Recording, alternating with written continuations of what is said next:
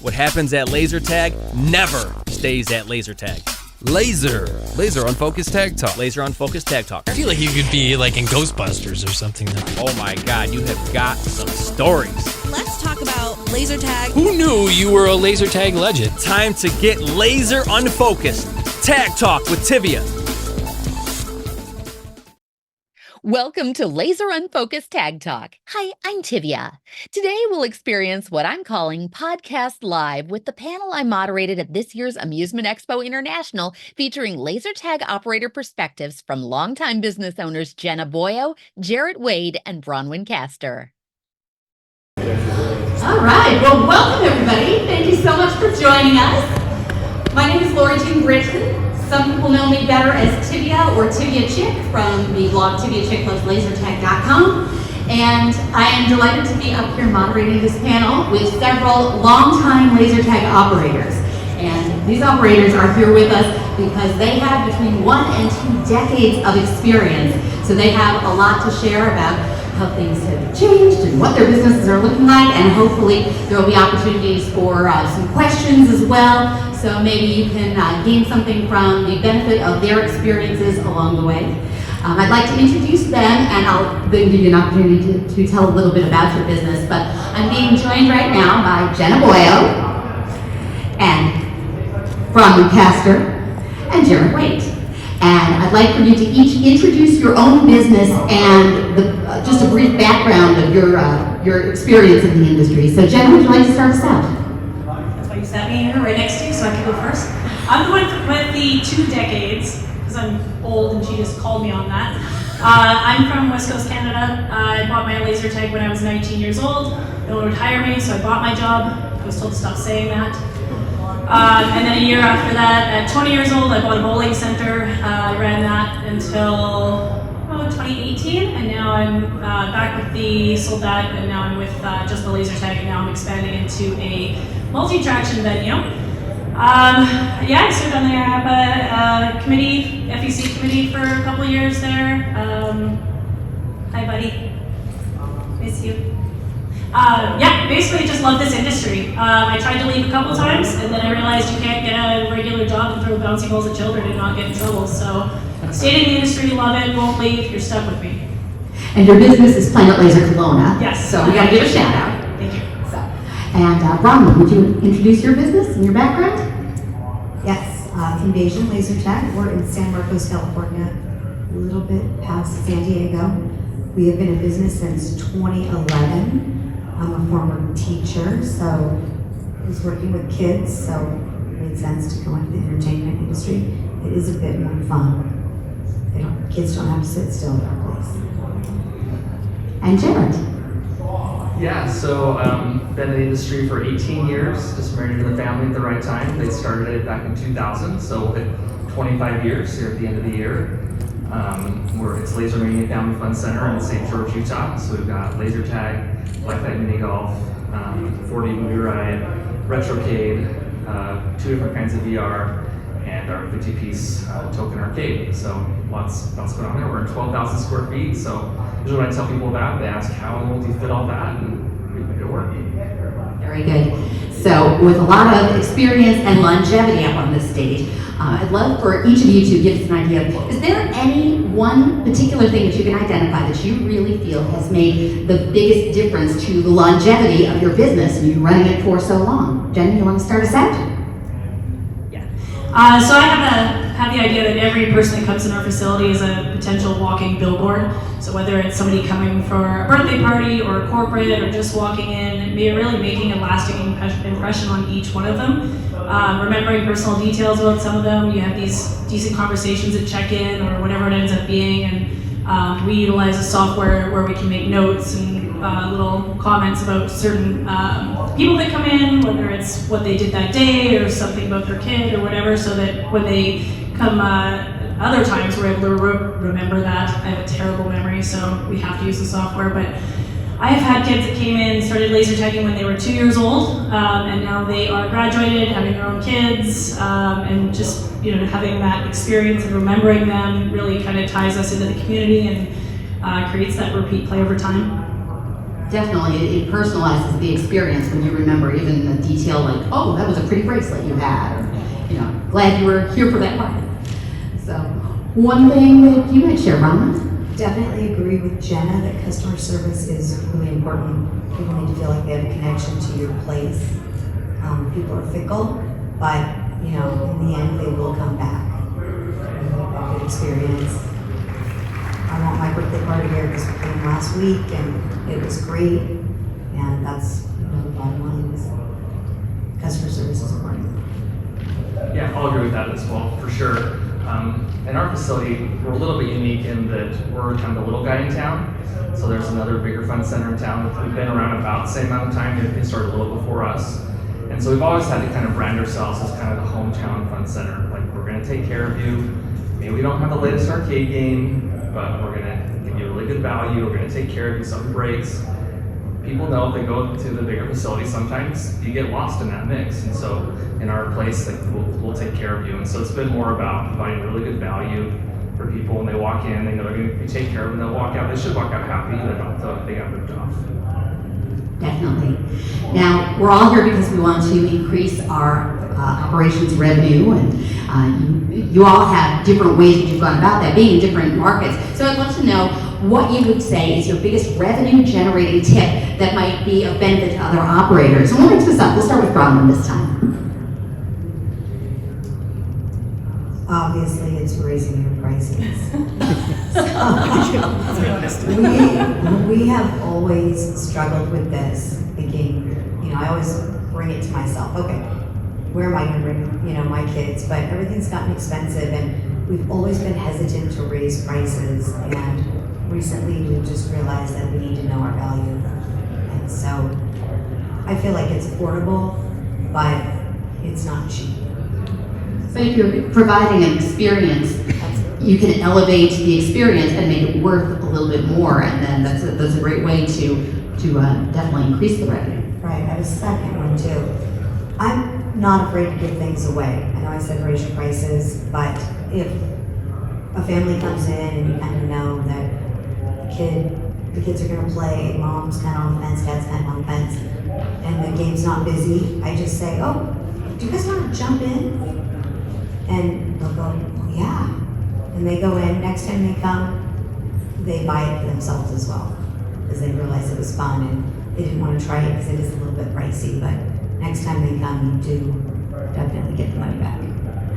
Now, Bronwyn, you're in California, and Jarett has a very different kind of scenario and market. So, Jarett, how do you go about, revenue raising? Yeah, I think replayability is huge, especially for laser tag. It's one thing to get them there once, but like you said, to get them in there a second time, come back and actually pay for it.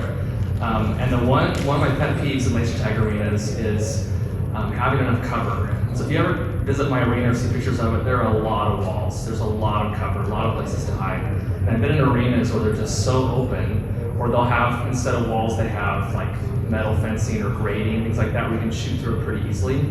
And so you get tagged and you're like, what in the world's going on? It just really decreases that player satisfaction, that they just don't know what's going on, how can we keep getting tagged? And so just having enough cover, I think, can make a huge difference, and then wanting to come back and play again, that's going to increase your revenue, obviously.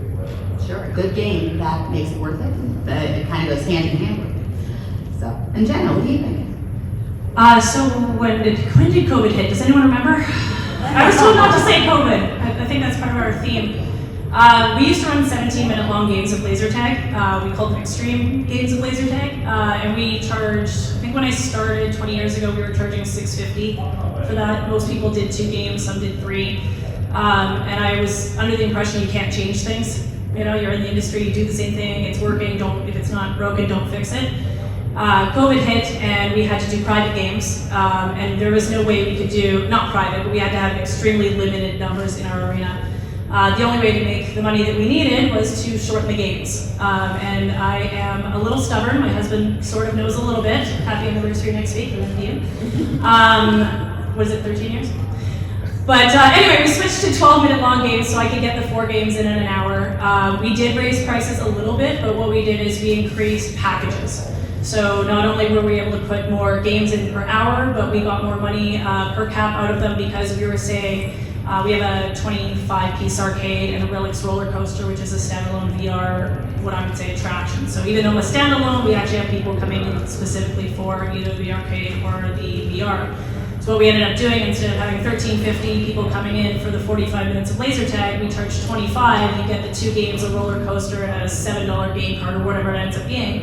And now we're making way more money. They're staying longer, and we do have package add-ons as well. Like if you've done the 3 games and you want to do a 4th one, it's only $1.50 more. And for the most part, now they're staying longer, spending more money on food and beverage. It just made more sense to include more things to get them to spend money than kind of nickel and dime them out of it. But I think that was my big, if I could change my game links years ago, I definitely would have, because I think we ended up increasing about 32% income revenue for the laser tag when we went to those games. So. Well, that's tremendous. And since you brought up the pandemic, let's talk about it. So we all went through something that was sort of unprecedented, and you all survived through that and have seen the before and the after. So talk to me a little bit about how you've seen the industry and your own businesses change since the pandemic and what that's meant to you. And maybe we'll start with Jarett. Yeah, so the biggest change for me is payroll.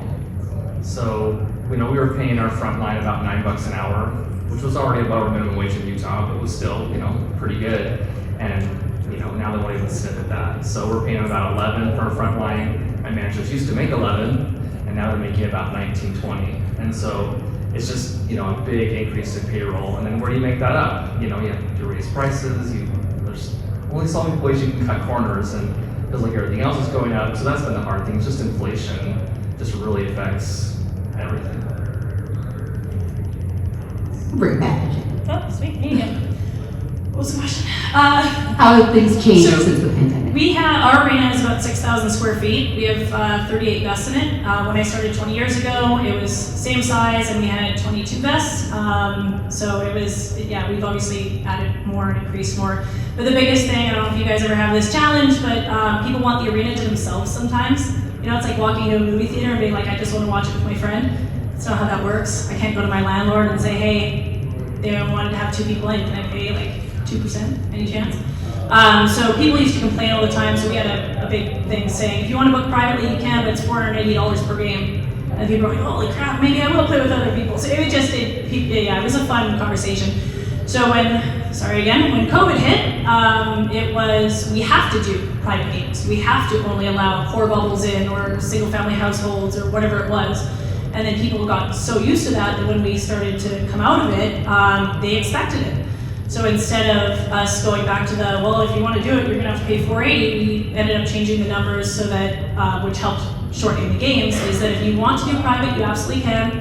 $150 for 2 games, 1 game and then 10-minute break and then another game. For up to 6 players, $25 for each additional, and it requires a deposit at time of booking. So you cancel, you move it, whatever, we keep your money. So it was a really good way for people to go, look, I still like that experience, but I'm willing to pay for it. We wouldn't have been able to do that without COVID. There's no way we would have been able to get away with that. So that was what I think was a nice silver lining to the pandemic. And Bronwyn, you're in California, where you were shut down for a longer window of time than a lot of our countries. So how did that play out in your scenario? All right, so we were closed for 13 months, but it did give us some time to revamp things. Like Jenna, before we really didn't offer private games at all. We would tell them they had to rent out 30 vests if they wanted to do it. Now, before the pandemic, we would do 4 birthday parties at a time. We're small FEC, so 10,000 square feet, a little bit over. We would do 4 parties at a time. Now we do 3. We do 2 that play together, 1 that's private. We offer a private event prior to opening. So, that market is there, people that will spend money. So, we do a lot of private. So we actually, before we wouldn't do private parties, we want to be able to mix people, but I'm not sure who was in the room earlier, but how we structure it is so that if a birthday party is private, or if there's a private game, there's always a public game right after, and then private and then public, so that if you do have a wait, you're not stopping people from playing for a couple of hours. But we have implemented private laser tag, or private parties and private laser tag, and then they can choose whatever they're comfortable with. Some people want their 8-year-olds to play with whoever. They don't want to pick on the party that they came with. They want to pick on strangers and other people, and others are like, no, I want this to be just us, and then the parent feels more comfortable, and we just have to offer both. And again, our revenue went up because of it. We weren't limiting our customers, we were expanding their options. So in a way, it was something of a reset, it sounds like, because it gave you a chance to analyze what you were doing, and the changes seem to be working out and be a positive to carry forward. So, there's a silver lining to, I suppose, what everybody had to go through if you want to look for it.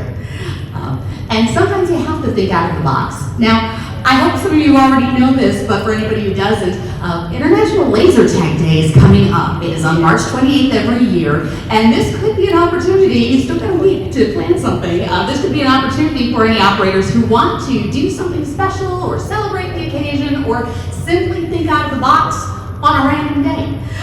So that kind of just leads as an opportunity for talking about some of the out-of-the-box marketing ideas or promotional things that you've done, and just pop around here. Jarett, would you like to start us out with this? What's your most out-of-the-box marketing or promotional idea that you've done successfully?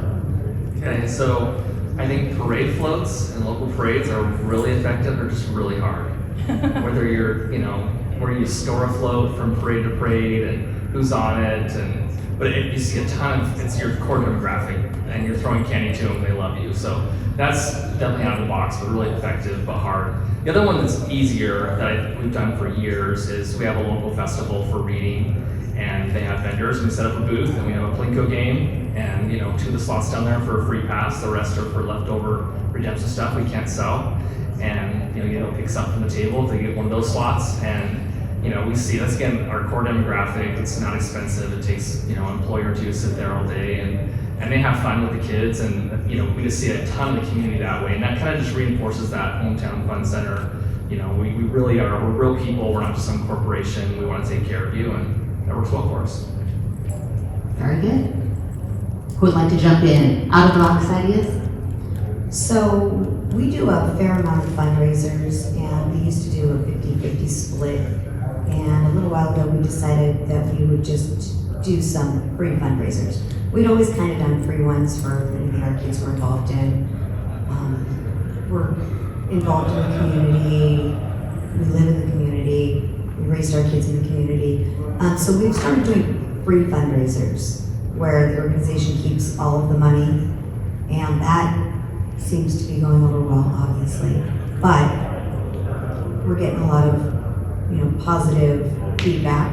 Of course, we're getting all the money, but plugs on Facebook, they're telling people, just a general feeling of goodwill, and I think we'll continue that because they are in there and they're playing video games, so we are making some money, and this is on a Wednesday or Thursday when we normally wouldn't have any business anyway, or we'd have, very little.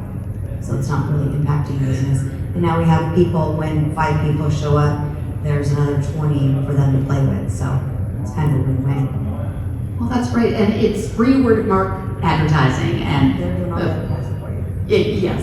And I work in advertising, but I will never argue with word of mouth is by far the best. And so if you can get your customers to speak up, then that's great. What about you, Jenna? Any ideas to share?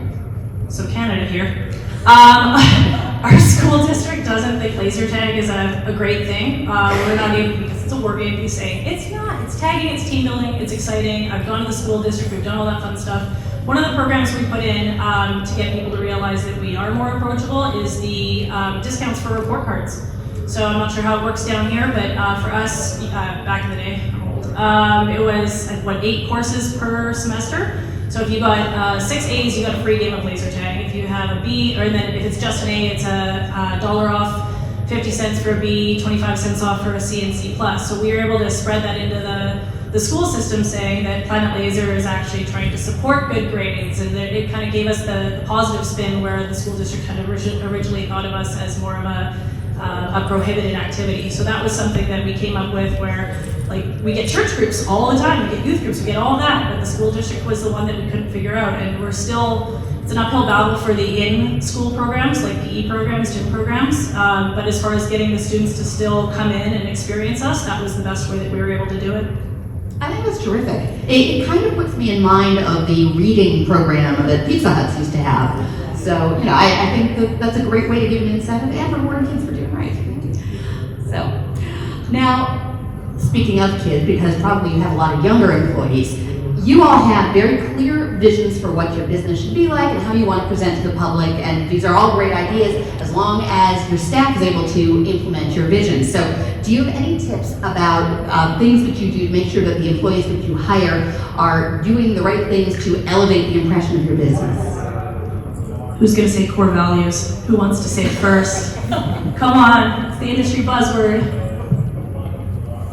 All right, well, I'll lead off, and I will not say that, sorry. So I'm a big fan of, I don't know the right word for it, but trickle-down management. I've been in centers, and the staff are grumpy, and I'm like, I bet you have a grumpy manager. I bet you have a grumpy owner. Or you see a bunch of arcade games out of order, and it's like, I bet you have an owner that just doesn't quite understand how important maintenance is, or having spare parts, stuff like that. And so I've always tried to kind of be that benevolent owner. And I can see it in my partners here that they're just nice people. They're going to treat their employees well. They're going to treat them like family. I think that just makes a big difference in your vision and in their heads. If they know you care about them, they're going to want to care about your business. Completely agree. Our staff has babysat our kids when they were younger. They watch my dogs run out of town. So I do think that makes a big difference, that they feel like their family.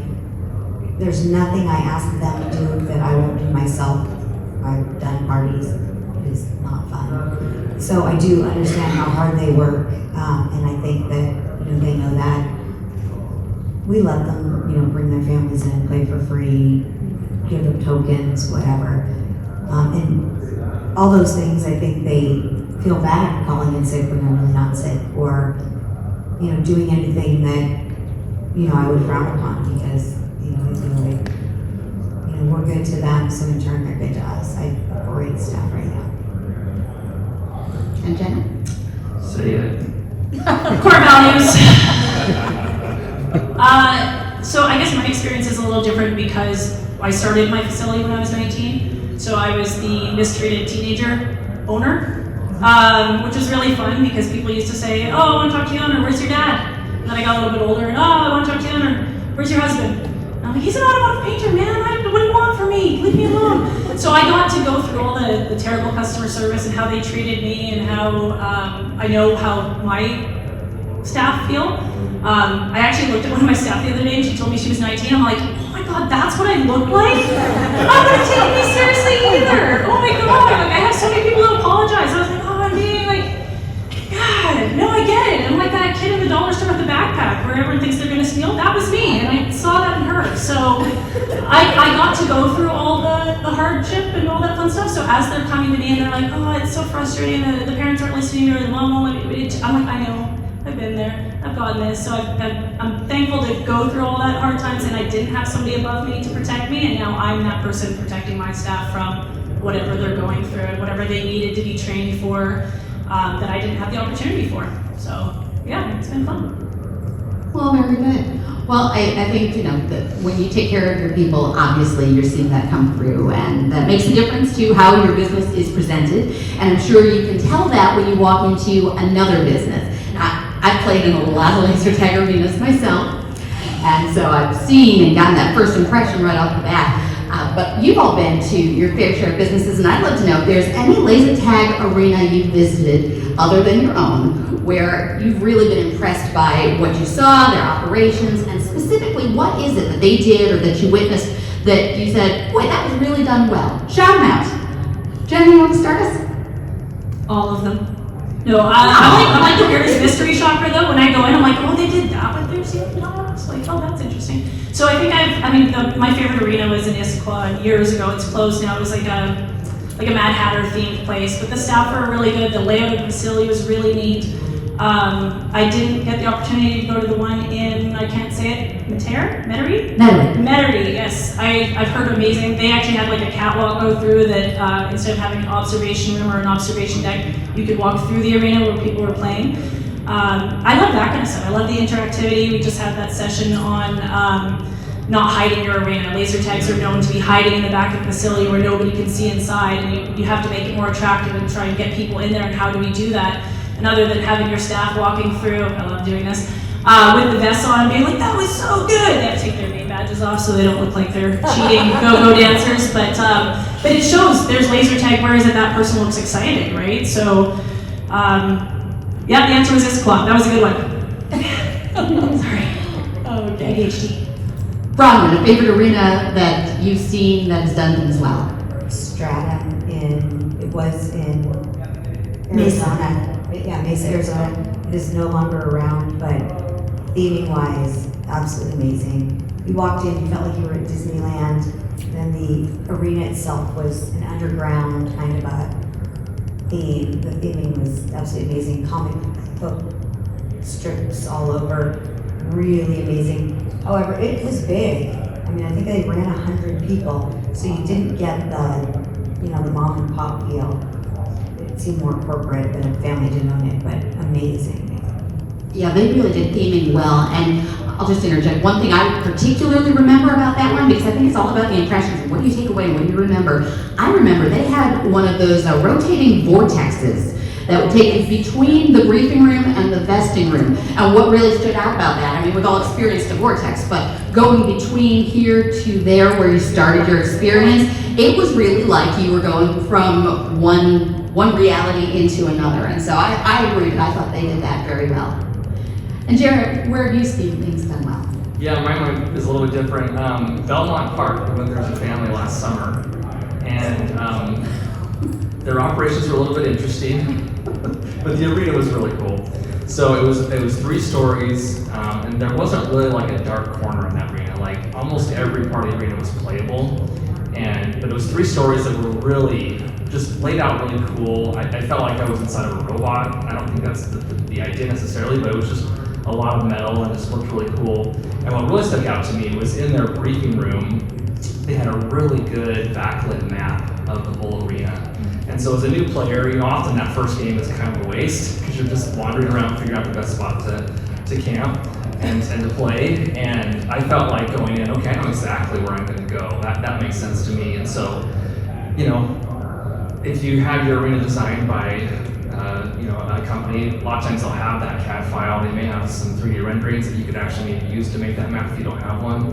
I'm still looking for how I'll pull that off of because our arena was home built, but I just really like that backlit map. Very good. Okay, so we gave shout outs to what was done well. Now let's talk about what is the one mistake that you have seen or maybe made that you would caution other operators not to make. Who wants to take this one? Bronwyn, you want to start? Things you've seen or things that you've done, but things that you would call a mistake that we could learn from the benefit of your wisdom. Here's a mistake operators should not do. What have you seen? I would say not having your staff trained properly. I definitely have done that. Just not knowing the proper procedures, not knowing what to say to customers, that kind of thing. And definitely the thing I've seen is employees being just rude, ignoring customers on their phones, all that kind of things that I've seen at definitely other businesses. Phones are a big one. I think we've all seen that. Jarett, do you have a thought? Yeah, on the topic of phones, it's been like a constant struggle, and I think we've changed our phone policy 10 times in the last 10 years, trying to adapt to it. Currently, they can keep their phone on them. That was a new change for us recently. We used to make them keep in their lockers, and they have to be in the briefing room, like away from customer view if they're going to use it. And then we used to use it like as part of their break, and now we're not that strict on it. So hopefully we get a handle on that. But yeah, definitely like walking into the facility and an employee has their face in the phone, it's not the right impression you want to give for sure. One of my biggest mistakes was, I came into this industry straight out of business school basically, and not that I was overconfident, but I had been taught well and thought I knew what I was doing. And the first thing I did is I walked in and I doubled all of our redemption prices in the redemption counter. That's just I thought, these seem pretty cheap, and we'll just double our revenue, by requiring more tickets to get the prizes. And thankfully, I went to what's called the Fun Expo back then, it's the same show, and sat through a workshop and learned exactly how to run a redemption counter, and went right back and it wasn't exactly what it was before, but it was very similar to what it was before, and changed it all back, and I followed that model ever since, and it's been excellent. And so I think, just sometimes operators jump in and maybe they haven't been to enough expos, they haven't been to enough seminars, maybe they're not getting Replay magazine. There's a lot of resources to be a good operator, and it's just a matter of using those. I'll say mine, but I have to ask. Is there any route operators in here? Arcade puts them into third-party places? Sweet, okay. So I would never do rev share. That sounds so, okay, I shouldn't have said that. I'm gonna go with, I had rev share for a lot of years, and I didn't realize how much money I was leaving on the table. As soon as I went to, my first IAPA was first Amusement Expo was in 2016, so I've been in the business since 2004. And we had like an air hockey table, a couple pinballs, whatever. It was making a decent amount of money, but I didn't know. And then I started going to IAPA, and I didn't realize how much money you can make on an arcade. Like, it's ridiculous. Learning redemption, I know we're not supposed to say kid casinos either, but that's what they are. You put a stool in front of a point pusher, the parents will stay there all day, and you can keep taking money off the kids. It's fantastic. We all have gambling problems in Canada. But I would have definitely gone back and changed it. I think that's the biggest mistake people make, is that when you start, please do, because you probably won't know what you're doing if you haven't had an arcade before. But I'm a self-taught technician in my arcade. I fix all my own games. I fix my own laser tag. People say it's super hard to do. Just take as many courses as you can. Benson offers the university for it. For those of you that aren't, there you go. I just think it's fantastic. And why share? I mean, I don't think I'm working for anyone else. I'm working for myself and my community and my kids, and apparently my husband sometimes.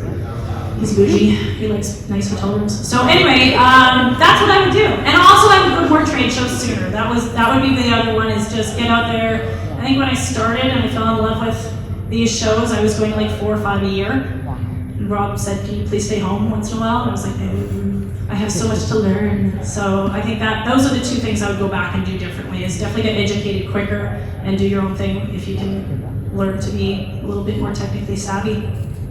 Well, and that actually leads really well into my next question, which is, and I know we all have this, what is one thing that you have had to learn through experience that you just wish somebody had told you right off the bat when you started in the industry? Can I jump in? Trade shows, that's it. I just want to say trade shows. Yeah, that one for sure. So when I took over the business, we had a very strong member base. And so this was players that had paid a membership fee and got a discount on games, and generally came in on a certain night to play advanced games. And very quickly learned that there's big M's and there's little M's when it comes to members. And big M's, they understand it's a business, and they have maybe at least partially your interests in mind. And little M's are just there to make your life terrible. And they want everything for free, and they get mad when they get bumped by a public game, and they want 20-minute games when everyone else has 10-minute games, and they're already paying less of a price. And they're the ones that come out agreeing and swearing in front of little kids. And so when we opened our second facility, we didn't even pay for the membership module with our manufacturer. Like, I didn't even want to start memberships. And so even now, we still have them, but I do not advertise them. It's kind of a word of mouth thing. And we're just really catering to those players that are still around from 20 years ago. But that's the one thing that I wish somebody just had, just lop it off, when you take over. And Bronwyn, how do you feel? Things that you would have liked to have learned through some avenue other than through experience. What do you wish somebody had told you? That I would be there night and day. It's a lot of work. My husband's in the audience, and he and I both do it. And he fixes all the games and does the books. But it's a lot of work, and I think the key to being successful is that you are hands-on. I think the most successful, we're all, small locations, and those are the ones that the owner needs to be there. We're gonna have one more, please. All right. The other one is 19 years old, didn't have kids. I learned that birthday parties are stressful as heck, and when you're hosting them and you've never had one for your own kid, it's easy. And then you become a parent and you host a birthday party and you're like, holy crap, I get what that mom was going through. I know why she was so grumpy. We call them HMMs or HMMs, high maintenance moms.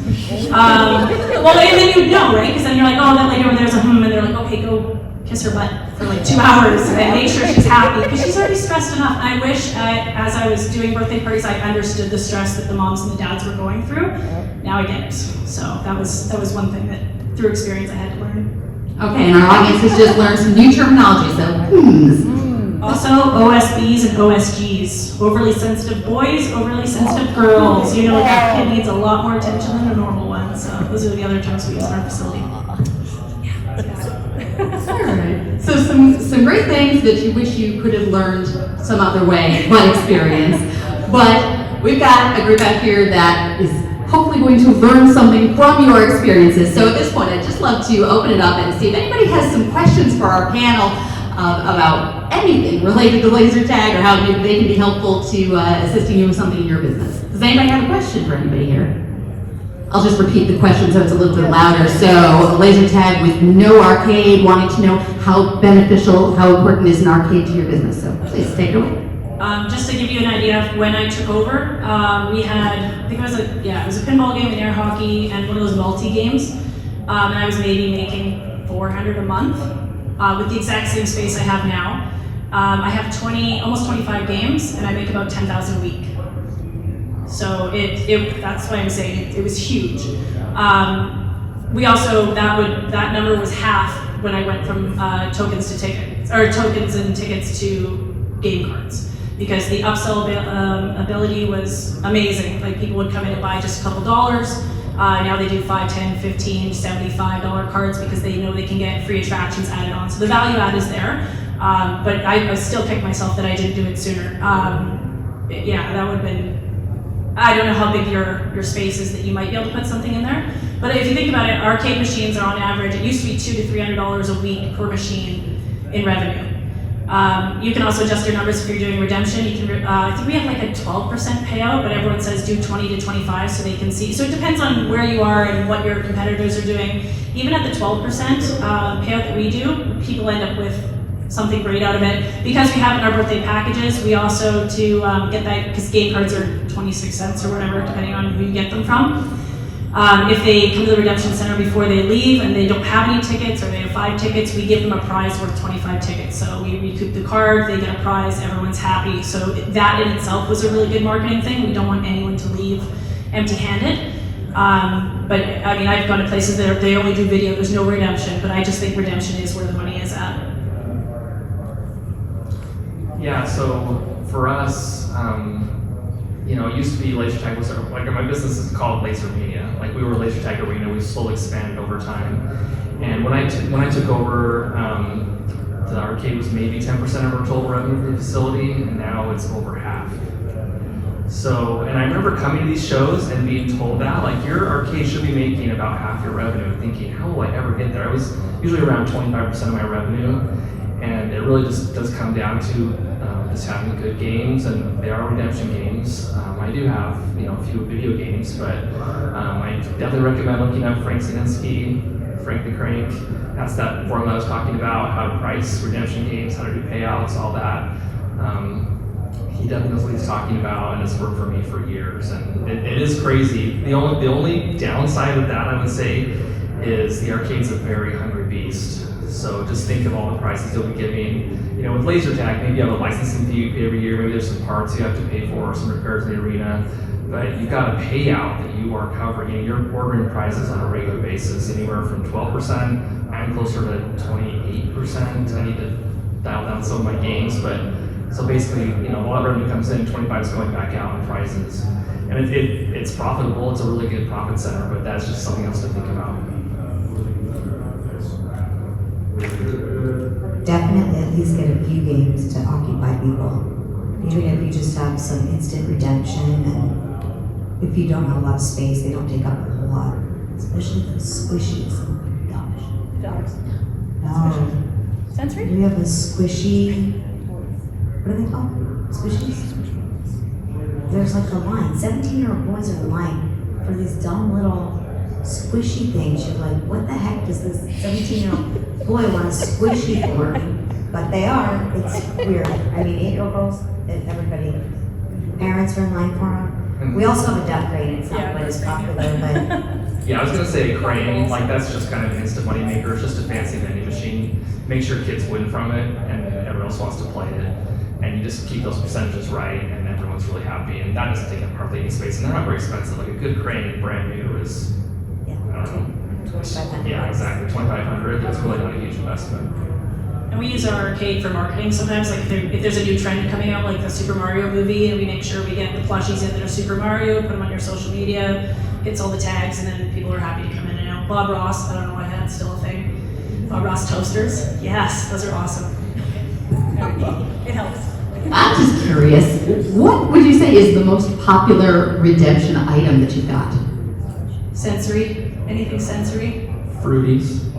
Oh, the little candies? The little kids, like, they'll come and buy my bag. Like, they'll win tickets to get the bag. That's the goal, which is, I think, 360 Fruities. Yeah. So, they're like little Tootsie Rolls, the flavored Tootsie Rolls. Oh, okay. I just think staying on trend, like no matter what is happening, whatever movie's coming out, what other people are talking. See, we're fortunate in Canada because we have a rule of 2 and 2. So if you guys have a trend, it'll happen to us 2 weeks to 2 months later. So we just watch you guys, and if it's bad, it still happens, and we just got the 2-week warning. So thanks, COVID again. All right, and on that note, does anybody else have a question for the panel? And just to repeat the question to be elaborate, so thoughts about franchising are expanding, and or what do you find to be the most challenging parts of the business? That's really funny. We were just discussing this right before now. I think that originally Zone was a franchise, and it little by little became not a franchise. I think that every market is so different that laser tag is a very difficult thing to franchise. Did you say Laser Quest? No, I think I think it's just too different. I mean, we're in California, where everything's expensive. So to pay a franchise fee on top of your, $2 a square foot. When we first came to open laser tag in 2010, we were at the show. We were talking about how much rent was. People were like, "Oh my gosh, I would jump on that." They thought we were talking about the yearly rate, and we were talking about the monthly rate. So it's just markets are too different. I'm semi-retired now, so I go in like 3 days a week in my current facility because I have amazing staff and they take care of everything. I'm opening a new facility now. I'm multi-attraction about 40 minutes from my current one, and that's the biggest issue that we're going through is how do we get those standard operating procedures in there so that without the presence of the head, that it doesn't fall apart. I have a friend in a neighboring, I'm going to say state because it translates better to you guys, it's a province, that has several places, and he ended up putting in like a central call center to make sure all birthday parties were streamlined a certain way. He has a regional manager that goes around making sure everything's good. I can't remember who said it at the last convention, but he said having one facility feels like one, having 2 facilities feels like 5. It's like kids, all of a sudden they're everywhere. But I've seen great, as long as your branding's good and you're able to bring it in and you get that recognition, like Main Event, Dave & Buster's, whatever it ends up being, that it's the same thing everywhere you go. The expectation is there. So if you're thinking about having multiple facilities, just make sure that it's something that a customer sees the same in each location. Yeah, and I've lived this. Like I said, we opened a second facility about 10 years ago and actually just sold it.